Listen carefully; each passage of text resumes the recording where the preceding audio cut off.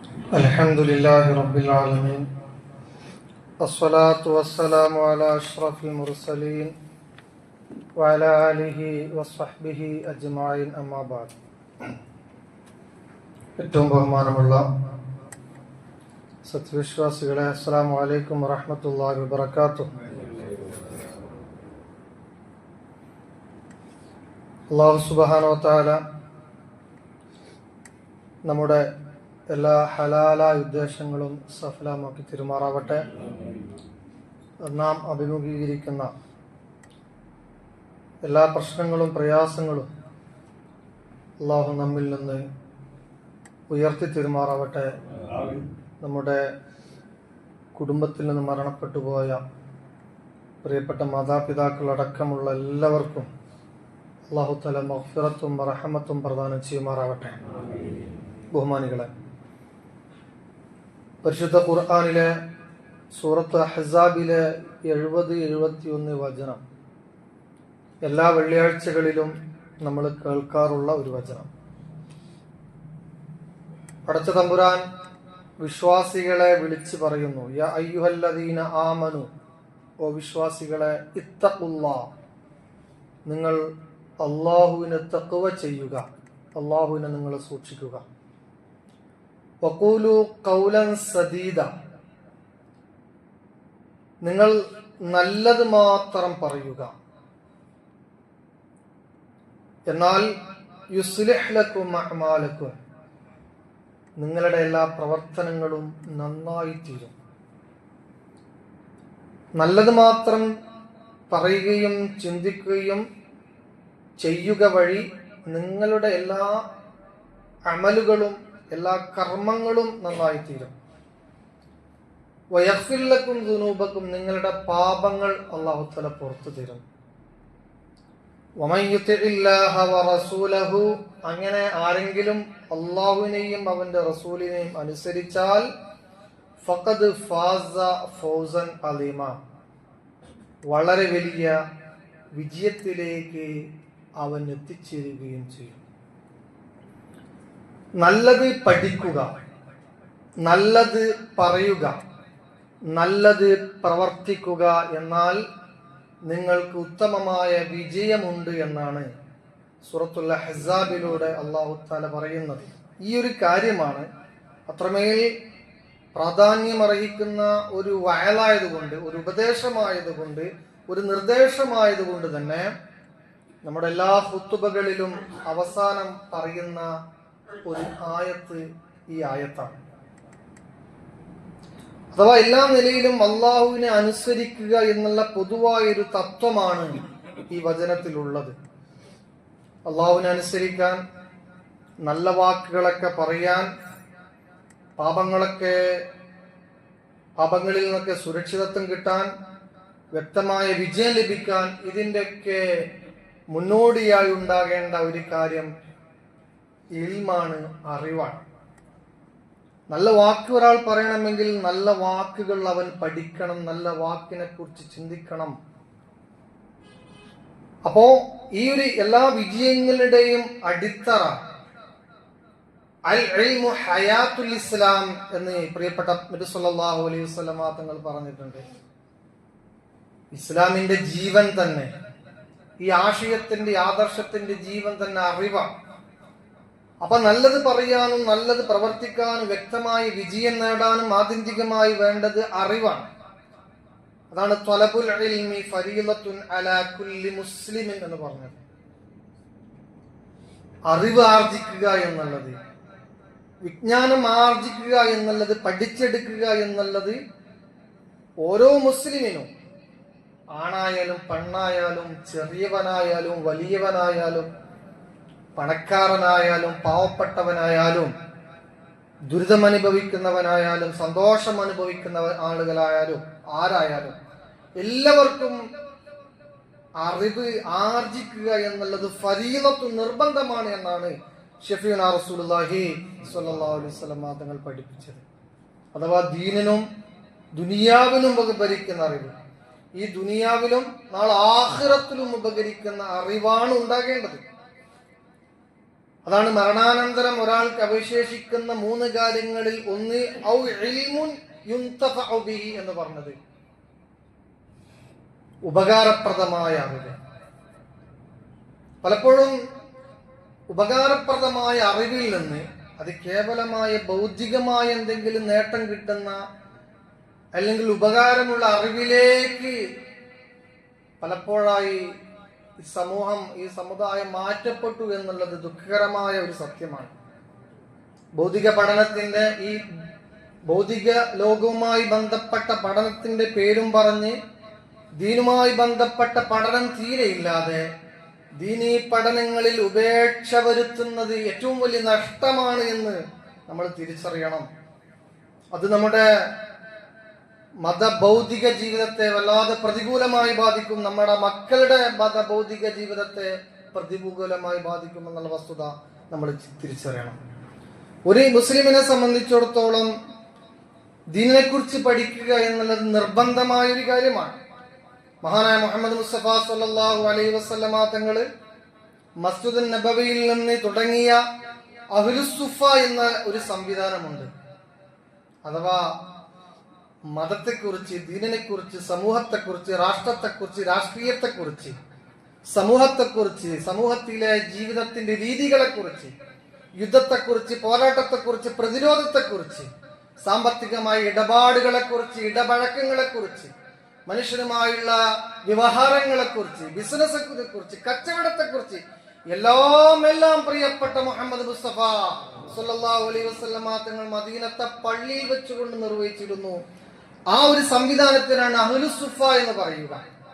ഈ അഹ്ലുസ്സുഫയുടെ ചില അടയാളങ്ങളാണ്, പുതിയ കാലഘട്ടത്തിലെ ചില അടയാളങ്ങളാണ് ഈ വെള്ളിയാഴ്ച ദിവസങ്ങളിൽ ഈ പ്രസംഗമടക്കം, നമ്മുടെ മദ്രസകളടക്കം, അറബിക് കോളേജുകളടക്കം, സ്കൂളുകൾ, കലാലയങ്ങളടക്കം ഈ അഹ്ലുസ്സുഫയുടെ ചില മാതൃകകളാണ്. ഇസ്ലാമിക ചരിത്രം പരിശോധിച്ചാൽ, മറ്റുള്ള ഇസ്ലാമിക സമൂഹമല്ലാത്ത ആളുകളുടെ ചരിത്രം നമ്മൾ പരിശോധിച്ച് നോക്കുക, വൈജ്ഞാനികമായി ഇത്രമേൽ പ്രാധാന്യം നൽകപ്പെടുന്ന ഖുതുബകളും പ്രസംഗങ്ങളും കലാലയങ്ങളും പള്ളികളും മദ്രസകളും അത് നമ്മുടെ സംസ്കാരത്തിന്റെ ഒരു ഭാഗമാണ്, നമ്മുടെ വിചാരത്തിന്റെയും വികാരത്തിന്റെയും വിശ്വാസത്തിന്റെയും ഒരു ഭാഗമാണ് നമുക്ക് മനസ്സിലാക്കാൻ സാധിക്കും. അപ്പൊ കലിമത്ത് ഷഹാദത്ത് പഠിക്കണം, നിസ്കാരം പഠിക്കണം, നോമ്പ് പഠിക്കണം, ഹജ്ജ് പഠിക്കണം, സക്കാത്ത് പഠിക്കണം. ഇവക്കൊക്കെ പുറമെ വേറെയും ധാരാളം കാര്യങ്ങൾ ഓരോ മുസ്ലിമും പഠിച്ചിരിക്കേണ്ടതുണ്ട്, മനസ്സിലാക്കിയെടുക്കേണ്ടതുണ്ട്. നമ്മൾ പഠിക്കുക എന്നതിന്റെ അപ്പുറമായി നാം വളർത്തി വലുതാക്കുന്ന നമ്മുടെ പ്രിയപ്പെട്ട മക്കൾക്കും അത് പഠിപ്പിക്കുക എന്നുള്ള ഉത്തരവാദിത്വം നമുക്കുണ്ട് എന്നുള്ള കാര്യം നമ്മൾ വിസ്മരിക്കാൻ പാടില്ല.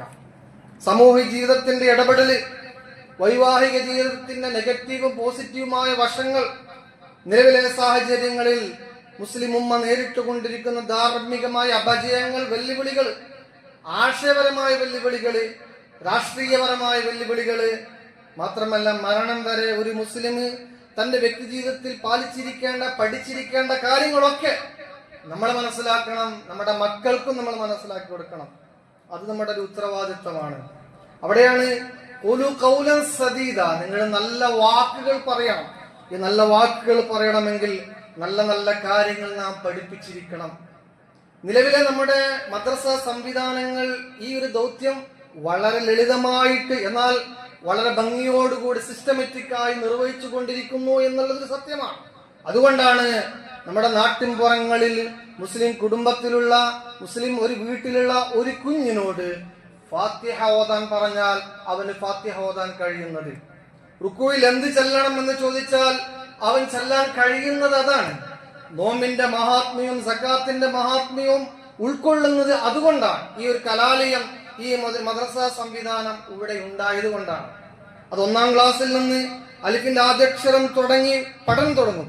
അള്ളാഹുവിനെ കുറിച്ച്, മുഹമ്മദ് നബി സല്ലല്ലാഹു അലൈഹി വസല്ലമ തങ്ങളെ കുറിച്ച്, ദീനിനെ കുറിച്ച്, ആഖിറത്തെ കുറിച്ച്, സ്വർഗത്തെ കുറിച്ച്, അങ്ങനെ അവസാന ക്ലാസ് വരെ കൃത്യമായ സിലബസിലൂടെ മതത്തിന്റെ പ്രധാനപ്പെട്ട എല്ലാ ഭാഗങ്ങളും സ്പർശിച്ചു പോകുന്നുണ്ട്. ഓരോ ക്ലാസ്സും മറ്റൊരു ക്ലാസിന്റെ തുടർച്ചയാണ്. ഈ കേരളത്തിലെ എല്ലാ സിലബസുകളും അങ്ങനെ തന്നെയാണ്.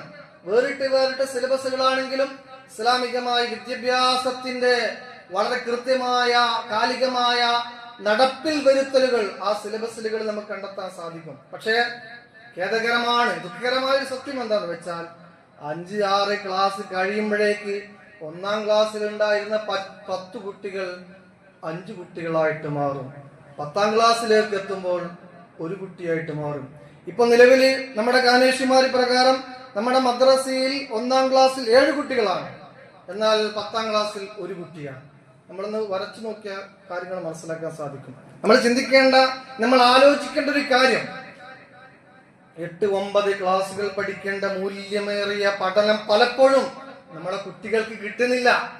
അഥവാ സ്ത്രീ പുരുഷ സമത്വത്തെ കുറിച്ച് മുതിർന്ന ക്ലാസ്സുകളിലുണ്ട്. മതനിരാസ പ്രവണതകൾ, മയ്യത്ത് പരിപാലന നിയമങ്ങള്, സാമൂഹികമായ ഉത്തരവാദിത്തങ്ങള്, കുടുംബ ബന്ധങ്ങള്, കടമകള്, കടപ്പാടുകള്, മറ്റു ധാർമ്മികമായ മൂല്യങ്ങളൊക്കെ കുട്ടികളെ പഠിപ്പിക്കപ്പെടുന്നത് ഈ മുതിർന്ന ക്ലാസ്സിലാണ്. പക്ഷേ അത് ഉൾക്കൊള്ളാനും കേൾക്കാനും മനസ്സിലാക്കാനും നമ്മുടെ കൗമാരപ്രായത്തിലുള്ള കുട്ടികൾക്ക്, ഒരു 10 മുതൽ 15 വയസ്സ് വരെയുള്ള കുട്ടികൾക്ക് സാധിക്കുന്നില്ല എന്നുള്ളത് നമ്മുടെ മഹല്ല് അഭിമുഖീകരിക്കുന്ന, നമ്മുടെ കുടുംബം അഭിമുഖീകരിക്കുന്ന, ഈ സമൂഹം, ഈ സമുദായം തന്നെ അഭിമുഖീകരിക്കുന്ന ഏറ്റവും ഒരു പ്രശ്നമായിട്ട് നമ്മൾ മനസ്സിലാക്കേണ്ടതുണ്ട്. അഥവാ സമൂഹം വളരെ വഴികേടിലാണ്, നമുക്കറിയാം. ആണും പെണ്ണും വ്യത്യാസമില്ലാത്ത ക്യാമ്പസുകളാണ് ഇന്നെങ്ങും ഉള്ളത്. എന്ന് മാത്രമല്ല, ജെൻഡർ ഇക്വാലിറ്റി എന്നൊക്കെ ഓമന പേര് പറഞ്ഞ് ആണിന്റെയും പെണ്ണിന്റെയും ഇടയിൽ വിവേചനങ്ങൾ ഉണ്ടാകാനേ പാടില്ല. മനുഷ്യർക്കിടയിൽ ആൺ പെൺ വ്യത്യാസം പാടില്ല എന്ന ഏറ്റവും വലിയ വരണ്ട വാദമാണ് പുതിയ കാലഘട്ടത്തിന്റെ പുതിയ പ്രവണത എന്നുള്ളത് നമ്മൾ മറന്നു കളയാൻ പാടില്ല. അഥവാ എത്രയോ പുരാതനമായ മനുഷ്യൻ പുരോഗതി പ്രാപിച്ചിട്ടില്ലാത്ത ഏതോ ഒരു കാലഘട്ടത്തിൽ ആണും പെണ്ണും വേർതിരിവില്ലാത്ത ഒരു കാലഘട്ടത്തിലേക്കാണ്, അഥവാ ഇരുകാലി ജീവികളുടെ സംസ്കാരത്തിലേക്കാണ് ഏറ്റവും പുതിയ പുരോഗമനം എന്ന് പറയുന്ന ആളുകള് ഈ കലാലയങ്ങളെ കൊണ്ടുപോകുന്നത് എന്നുള്ള വസ്തുത നമ്മൾ വിസ്മരിക്കാൻ പാടില്ല. അതേപോലെ തന്നെ സ്വതന്ത്രമായ ലൈംഗികത, ഫ്രീ സെക്സ് പ്രോത്സാഹിപ്പിക്കപ്പെടുന്ന പ്രവണതയാണ് നാട്ടിലുള്ളത്. നമ്മുടെ ഭൗതികമായ കലാലയങ്ങളിൽ ഇങ്ങനെയുള്ള അന്തരീക്ഷമാണ് ഉള്ളത്. കാരണം അവർക്ക് മതമൂല്യങ്ങളില്ല, മതവിചാരങ്ങളില്ല, ദീനില്ല. ഈ ദുനിയാവിൽ മാത്രമുള്ള ജീവിതം, ദുനിയാവ് കഴിഞ്ഞാൽ കഴിഞ്ഞു എന്നുള്ള സങ്കല്പമാണ്. പക്ഷേ വിശുദ്ധ ഇസ്ലാമിന്റെ വക്താക്കളായ മുസ്ലിമീങ്ങളായ നമ്മെ സംബന്ധിച്ചിടത്തോളം ഈ ദുനിയാവ് കഴിഞ്ഞാൽ മറ്റൊരു ലോകമുണ്ട് എന്നുള്ളതാണ്. അപ്പോ ആ ലോകത്തെക്കുറിച്ച്, സത്യത്തെക്കുറിച്ച്, നീതിയെക്കുറിച്ച്, അതേപോലെ തന്നെ നെറിയെക്കുറിച്ച്, നെറിയേടിനെ കുറിച്ച്, ധർമ്മത്തെക്കുറിച്ച്, അധർമ്മത്തെക്കുറിച്ചൊക്കെയുള്ള ബോധങ്ങൾ നമ്മുടെ കുട്ടികൾക്ക് നമ്മൾ പറഞ്ഞു കൊടുക്കണം. അതിരുകളില്ലാത്ത ആൺ പെൺ സൗഹാർദ്ദങ്ങൾ ഇന്ന് ഇതിന്റെ ഭാഗമായിട്ട് നമ്മുടെ നാട്ടിൽ നടക്കുമ്പോൾ അതുകൊണ്ട് സമൂഹത്തിനൊരു ഗുണവുമില്ല. ആണും പെണ്ണും തമ്മിലുള്ള സംസർഗം കൊണ്ട് യാതൊരു പ്രശ്നവുമില്ല. ആണ് പെണ്ണിനെ ഹഗ് ചെയ്യുന്നത് കൊണ്ടോ ഷെയ്ക്കാൻഡ് കൊടുക്കുന്നത് കൊണ്ടോ പരസ്പരം സംസാരിക്കുന്നത് കൊണ്ടോ യാതൊരു കുഴപ്പവുമില്ല. ആണും തമ്മിൽ പെണ്ണും തമ്മിൽ യാതൊരു വ്യത്യാസം കൽപ്പിക്കപ്പെടേണ്ടതില്ല എന്നൊരു സങ്കല്പമില്ല. അതിന്റെ ഭവിഷ്യത്ത് എന്താണ്? കുടുംബകലഹങ്ങള്, കുടുംബ ബന്ധങ്ങളുടെ തകർച്ച, അനാഥത്വം പേറുന്ന കുടുംബ ബന്ധങ്ങൾ ശിഥിലമാകുമ്പോൾ മക്കൾ അനാഥമാകി പോകുന്ന അവസ്ഥ, ആ കാമത്തിന്റെയും മോഹത്തിന്റെയും അവിഹിത ബന്ധത്തിന്റെയും പേരിൽ നടമാടുന്ന കൊലപാതകങ്ങൾ, ചൂഷണങ്ങൾ, ഇതൊക്കെ ഒരു സമൂഹത്തിന്റെ ഏറ്റവും വലിയ വെല്ലുവിളിയായിട്ട് ഇന്ന് മാറുന്നു എന്നുള്ള യാഥാർത്ഥ്യമാണ്. പലപ്പോഴും അത് മതസംഘർഷങ്ങൾക്ക് പോലും ഇടവരുത്തുന്നു. ഈ ഒരു അവിഹിതമായ ബന്ധവും അതിരുവിട്ട സ്ത്രീ പുരുഷ ബന്ധവും. എന്നാൽ മിതമായ രൂപത്തിൽ, വളരെ മാന്യമായ രൂപത്തിൽ ഒരു സ്ത്രീയും പുരുഷനും ഇടപെടുന്നതിൽ യാതൊരു പ്രശ്നവുമില്ല. മാന്യതയുടെ അതിർവരമ്പുകൾ ലംഘിക്കപ്പെടാൻ പാടില്ല. ഈ ഒരു വിദ്യാഭ്യാസമാണ് ഇസ്ലാം നൽകുന്ന വിദ്യാഭ്യാസം. ഈ വിദ്യാഭ്യാസം കുട്ടികൾക്ക് കിട്ടേണ്ട സമയത്ത് കിട്ടണം. അത് സംസ്കാരമായി, ആചാരമായി, അനുഷ്ഠാനമായി, വിശ്വാസപരമായിട്ട് തന്നെ വിദ്യാർത്ഥികൾ കിട്ടുമ്പോഴാണ്, നമ്മുടെ കുട്ടികൾക്ക് കിട്ടുമ്പോഴാണ് അതിന്റെ ഗുണങ്ങൾ ഉണ്ടാകുക. അല്ലാത്ത പക്ഷം ചെറിയ പ്രായത്തിൽ തന്നെ വിദ്യാർത്ഥികൾക്കിടയിൽ ഉണ്ടാകുന്ന ലൈംഗികമായ പീഡനങ്ങളും പ്രയാസങ്ങളും അക്രമങ്ങൾ എത്രമാത്രം എന്ന് വെച്ചാൽ കൗമാരപ്രായമായ കുട്ടികൾ പരസ്പരമുള്ള വെറുപ്പും വിദ്വേഷവും അടിപിടിയിലേക്ക് ഒതുങ്ങുകയും പരസ്പരം കൊലപാതകങ്ങളിലേക്ക് പോലും എത്തുന്ന അന്തരീക്ഷം പുതിയ കേരളത്തിൽ നമ്മൾ കണ്ടുകൊണ്ടിരിക്കുകയാണ്. അപ്പോ ഈ ഒരു ഘട്ടത്തിലൊക്കെ നമ്മുടെ മതവിദ്യാഭ്യാസത്തിന്റെ പ്രാധാന്യം നമ്മൾ കൃത്യമായിട്ട് മനസ്സിലാക്കേണ്ടതുണ്ട്. അതുകൊണ്ട് തന്നെ ഒരിക്കലും മദ്രസകൾ എന്നത് ഭൗതിക വിദ്യാഭ്യാസത്തിൽ തടസ്സമല്ല എന്നുള്ള ഒരു കാര്യം നമ്മൾ മനസ്സിലാക്കണം. അതുപോലെ സ്കൂൾ പഠനവും മതപഠനത്തിന് ഒരിക്കലും തടസ്സമാകാൻ പാടില്ല. പരസ്പരം യോജിച്ച് മുന്നോട്ട് കൊണ്ടുപോകുന്ന അവസ്ഥയിലേക്ക് കാര്യങ്ങൾ എത്തണം. നമ്മുടെ സമീപത്തെ പല ഗവൺമെന്റ് സ്കൂളുകളിലും അധ്യാപകരുണ്ട്, അഥവാ തൊപ്പി വെച്ച താടി വെച്ച ദർസിൽ പഠിച്ച ഉസ്താദുമാരായ അധ്യാപകരുണ്ട്. നേരെ തിരിച്ചുകൊണ്ട് അഥവാ സ്കൂളിലെ ട്യൂഷന്റെ പേരിലൊക്കെ മദ്രസ നിർത്തുന്ന ഒരു പ്രവണത പലപ്പോഴും നമ്മുടെ മഹല്ലിലൊക്കെ നമ്മുടെ മദ്രസയിലടക്കുന്നുണ്ട്. ട്യൂഷന്റെ പേരിൽ മദ്രസ നിർത്തുക, എല്ലാവിധ സന്ദർഭങ്ങളും സാഹചര്യങ്ങളും ഇവിടെ ഉണ്ടായിട്ട് അത് നമ്മൾ ഉപയോഗപ്പെടുത്താതിരിക്കുക എന്നുള്ളത് ഖേദകരമായ കാര്യമാണ്. മദ്രസ വിദ്യാഭ്യാസത്തിന്റെ ഈ ഓഫ്ലൈൻ സംവിധാനങ്ങൾ പ്രായോഗികമല്ലെങ്കിൽ മദ്രസ സംവിധാനത്തിന് ഓൺലൈൻ സംവിധാനങ്ങളെ കുറിച്ച് നമ്മൾ ആലോചിക്കണം. അങ്ങനെ പുതിയ കാലഘട്ടത്തിന് അനുസൃതമായിട്ടുള്ള വിദ്യാഭ്യാസ രീതികളിലേക്ക് നമ്മൾ മാറുമ്പോഴാണ് നമ്മുടെ മദ്രസകൾ മാറുക, നമ്മുടെ മഹല്ലുകൾ മാറുക, നമ്മുടെ കുടുംബങ്ങൾ മാറുക, അതുവഴി നമ്മുടെ മഹല്ല് തന്നെ മാറുക എന്നുള്ള കാര്യം നമ്മൾ പ്രത്യേകിച്ച് മനസ്സിലാക്കേണ്ടത് ചിന്തിക്കേണ്ടതുമായ കാര്യമാണ്. അതുകൊണ്ട് മതഭൗതിക സമുന്നയ പഠന രീതിയിലേക്ക് സ്കൂൾ വിദ്യാഭ്യാസത്തോടൊപ്പം തന്നെ മതപഠനത്തിനും പ്രാധാന്യം നമ്മൾ നൽകണം, മദ്രസ പഠനത്തിനും നാം പ്രാധാന്യം നൽകണം. പലപ്പോഴും 250 വീടുകളുള്ള നമ്മുടെ മഹല്ലില് നമ്മുടെ മദ്രസയിൽ ഉള്ള കുട്ടികളാകെ 51 പേരാണ് എന്നുള്ളത് നമ്മളൊക്കെ ചിന്തിക്കേണ്ട ഒരു കാര്യമാണ്. അതുകൊണ്ട് തന്നെ മദ്രസ വിദ്യാഭ്യാസം കാര്യക്ഷമമാക്കേണ്ടതുണ്ട്.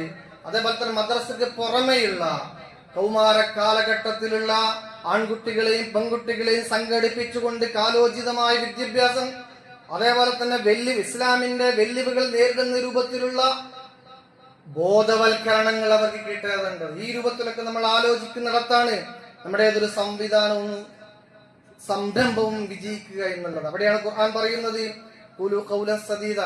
ഇങ്ങനെ നല്ല വാക്കുകൾ നിങ്ങൾ പറയണമെങ്കിൽ നല്ല കാര്യങ്ങൾ നിങ്ങൾ അറിയണം, നല്ല കാര്യങ്ങൾ നിങ്ങൾ പഠിക്കണം. എന്നാൽ യുസ്ലിഹു ലക്കും അഅമാലക്കും, നല്ലത് പ്രവർത്തിക്കാൻ നിങ്ങൾക്ക് സാധിക്കും, നിങ്ങളുടെ പാപങ്ങൾ അല്ലാഹു തആല പുറത്തു തരും.